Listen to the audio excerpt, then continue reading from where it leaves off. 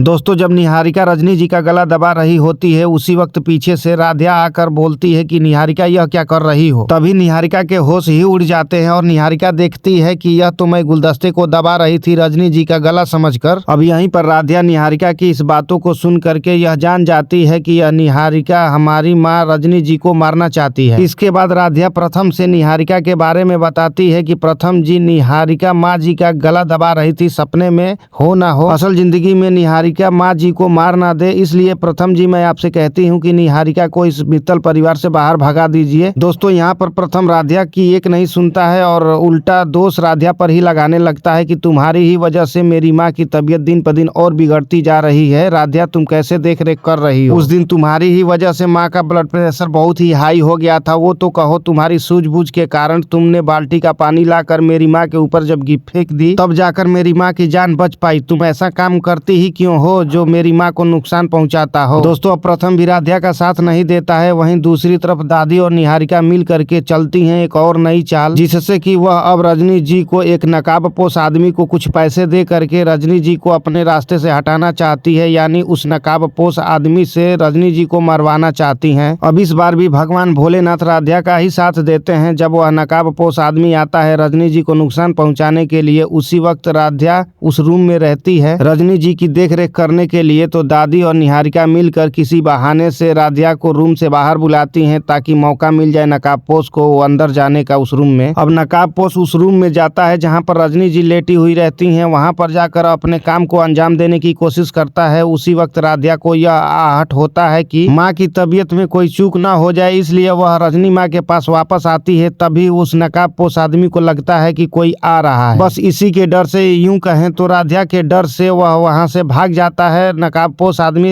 रजनी जी को नुकसान नहीं पहुंचा पाता है। हाँ, लेकिन नकाबपोश आदमी जब उस रूम से भाग रहा होता है उस समय रजनी जी को जो बोतल चढ़ रहा होता है दवा के रूप में, उस बोतल का पाइप खींच करके वह नकाबपोश आदमी भाग जाता है, जिससे कि रजनी जी की हालत और भी ज्यादा खराब हो जाती है। अब इसे इत्तेफाक कहें या संजोग, उसी समय प्रथम भी उस रूम में आता है अपनी माँ की हड़बड़ाहट को सुन करके और देखता है कि यहीं पर हड़बड़ाहट से राधिया खड़ी हुई है और जो बोतल माँ को चढ़ रहा था उसका पाइप खींचा हुआ है। हो न हो राधिया ही इस पाइप को खींच दी है और यह राधिया ही मेरी माँ को मारना चाहती है। हर बार क्यों गलती करती है यह राधिया? यह देख करके प्रथम का गुस्सा 7वें आसमान पर चढ़ जाता है, वह बहुत ही ज्यादा गुस्सा करता है राधिया पर। खैर दोस्तों अब आगे की कहानी में यही देखना है कि राधिया अपने बेगुनाही का सबूत कैसे देती है, वह कैसे प्रथम को यह साबित करती है कि गलती मेरी नहीं बल्कि यह किसी की साजिश है मुझे फंसाने के लिए और माँ को मारने के लिए। तो दोस्तों अगर यह वीडियो आप लोगों को थोड़ी सी भी अच्छी लगी हो तो अभी इस वीडियो को एक लाइक करके चैनल को सब्सक्राइब कर लीजिए, क्योंकि रोज मैं ऐसी सीरियल मन अति सुंदर की लेटेस्ट न्यू अपडेट वीडियो लेके आता रहता हूँ। यहाँ तक इस वीडियो को देखने के लिए दिल की गहराइयों से आपका बहुत बहुत धन्यवाद।